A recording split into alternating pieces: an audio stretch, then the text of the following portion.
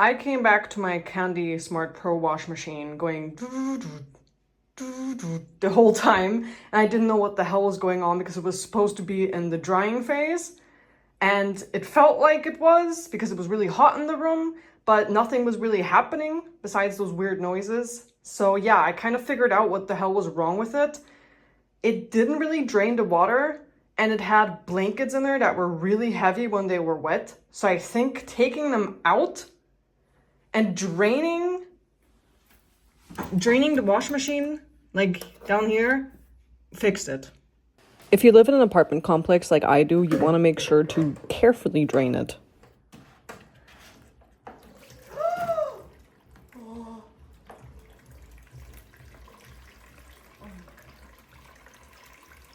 Either you have a bucket that's big enough, or you're gonna have to do this a few times like I did, and after you're done draining it, you want to check the filter if there's any hair or anything else inside.